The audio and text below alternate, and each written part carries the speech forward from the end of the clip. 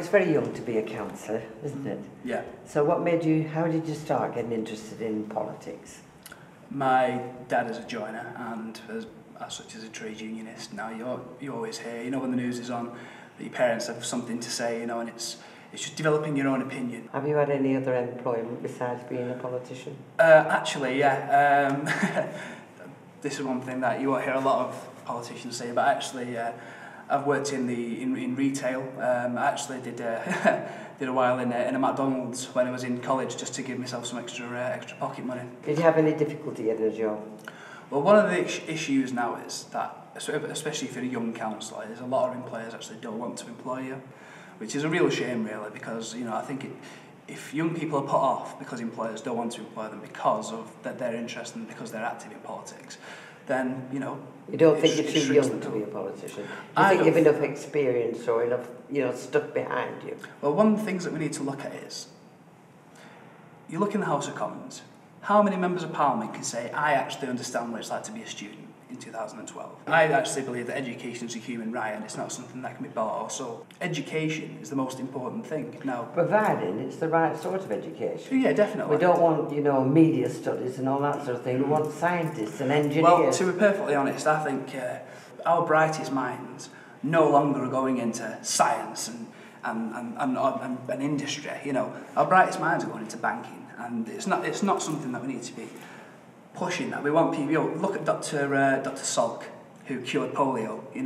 If he was alive today, would they be pushing into science to cure something like that? No, they'd be pushing him down a financial route. What do you think about immigration? Immigration, I think skilled immigration is a fantastic thing. As long as you've got something to offer, that's fantastic as well. But there's a difference between immigration and people who are seeking asylum and refugees.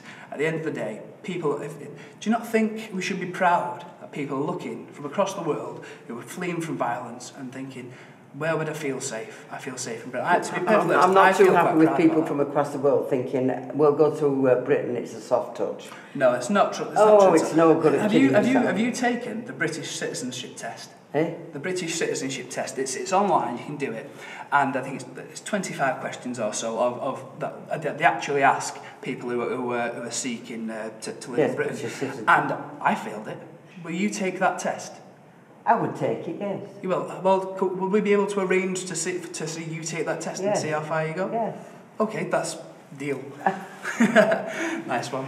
No, I'm a big believer that people that come here, I'm not saying that we shouldn't take so many in, but I think we've overwhelmed not only our National Health Service, but the housing and everything, we've overwhelmed it. Thing is, there's this idea now that the far right have pushed, that immigrants are coming into this country, they're taking our jobs.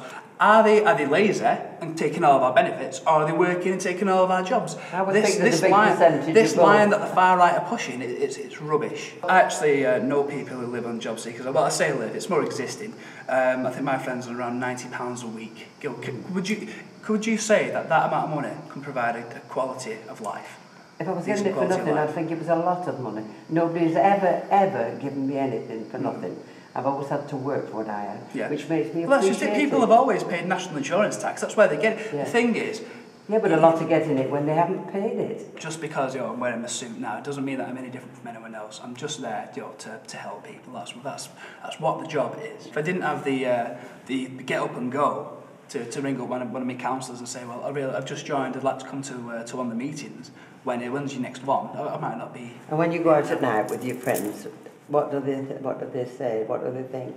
Do they call you mockingly councillor? They have done when I was first elected, but no, they think it's a good thing. I can't speak for all young people. Some young people are actually becoming more and more politicised because of the way that young people are being stepped on at the moment by the government. Why are they being stepped on at the moment? Because we just look at building schools for the future funding. That went out the window. No more schools. We also the tuition fee has gone up to £9,000. No one wants to. Even the Conservative government are saying, oh, well, thing is, you'll end up paying less back. Well, the thing is, you've just put the fees up to £9,000. How will I end up paying less? What we also need to look at is, no one wants to leave university saddled with all this debt, you know what I mean? So it puts people off. Actually, there's been a dip. So don't go to university, get a job. But thing is that, how can you say that? If people want to go down the academic route, you can't deny that to them. If they want to, then they must earn it and must pay for it. And they do, but thing is, a lot of people education is a human right and should not be bought off. So that's my view. It might not be everyone else's view, but that's what I think. If people want to carry on their education, get better qualifications, then who are me or you to say, no, you shouldn't do it, you should get a job? I don't say that you should say you shouldn't do it, but I would say if you're going to do it, then earn your way through it like everybody else. Well, they do, obviously. Like I said, the tuition fees were £3,500. You know, it wasn't a massive sum of money. It was a lot to some people, but you know, we could get by on it. And now it's £9,000. That's absolutely astonishing. Daniel Smith is a friend of mine, right?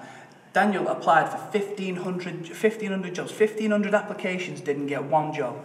Didn't get one. I'd like to see Daniel. Well, you can go on to, it was on the Manchester Evening News, it was in the Tameside Advertiser. The jobs aren't there. You can't blame the length of the dole queue on the people in it for very long. If you were the sort that will borrow £15 to start a business, you'll pay it back, because that shows you have determination. How do you pay it back? Do you go to work and get a night job. But what if the jobs aren't there? The jobs aren't there. Oh, there's plenty of part-time. Record unemployment right now. If the jobs aren't there, how do you pay that back? I would think if you're determined, you would go out. But that's not an answer. How would you? I'm just telling you that would be my answer. Yeah, but that's a nice answer. But thing is, it's not a realistic answer. The jobs aren't there. You worked in McDonald's. Are you telling me you couldn't get a job in McDonald's? There's no jobs there at all. Look at the. Well, how did you get it if there's no jobs there? This was in. I think I started in 2009. I think I've not worked there for a while now. But and are there less McDonald's now than there were? There are less jobs there. Look at youth unemployment. It's over 1 million now. Do you think all those people are lazy? Eh? Do you think the 1 million young people in this country are lazy? Is that what you think? I don't think they're lazy. No. I think probably they're... So, do you think they want to work? I think if the jobs were there, I think probably they're not focused with ambition. I think there's a lot lacking. No, I totally disagree. Well, that's where we are. Yeah.